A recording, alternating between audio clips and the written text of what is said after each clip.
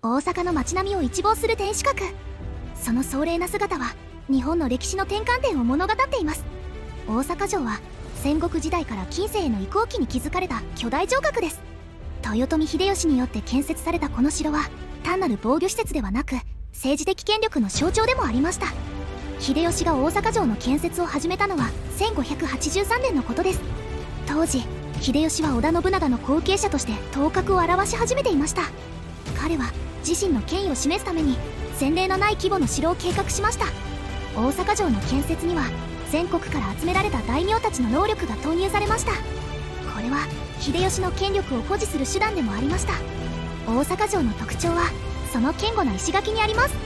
巨大な花崗岩の切り石を積み上げた石垣は当時の最新技術を用いて作られました。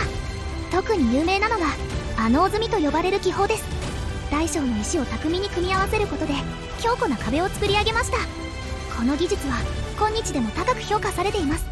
天守閣は大阪城のシンボルとして君臨しています。現在の天守閣は1931年に再建されたものですが、その外観は秀吉時代のものを忠実に再現しています。金箔を施した瓦やシャチをいただく姿は王子の栄華を忍ばせます。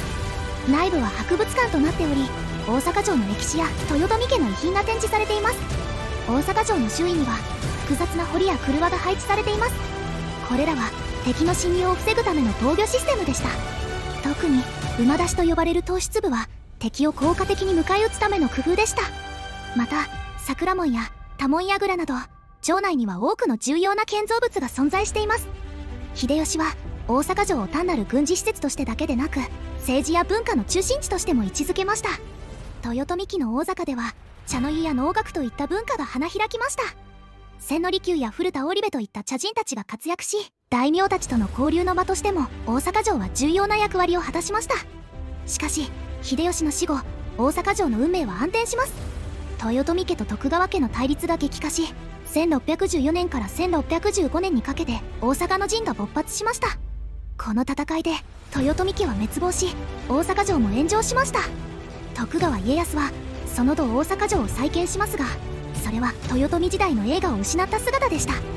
江戸時代、大阪城は幕府の重要な拠点となりました。大阪は天下の台所と呼ばれ、経済の中心地として発展します。大阪城はこの繁栄を象徴する存在でもありました。しかし1868年の明治維新後、大阪城は軍事施設として使用されるようになります。第二次世界大戦中、大阪城は空襲によって大きな被害を受けました。戦後、大阪市民の熱意によって天守閣が再建され、1931年に完成しました。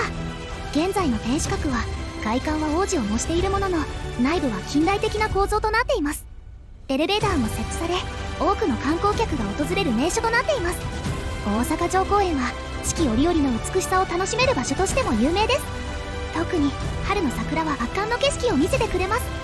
約3000本の桜が咲き誇る様子は多くの人々を魅了します。また秋には紅葉も美しく、年間を通じて多くの人々が訪れる憩いの場となっています。大阪城の歴史は日本の近世化の過程と密接に結びついています。豊臣秀吉による天下統一、徳川幕府の成立、そして明治維新まで、大阪城は日本の歴史の重要な舞台でした。今日、大阪城は単なる観光地ではなく、日本の歴史を体感できる貴重な文化遺産となっています。大阪城の魅力はその歴史的価値だけではありません。現代の大阪における文化イベントの中心地としても機能しています。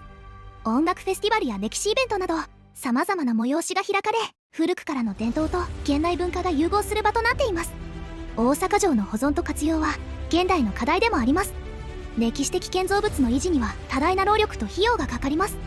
また観光地としての利便性と文化財保護のバランスを取ることも重要です。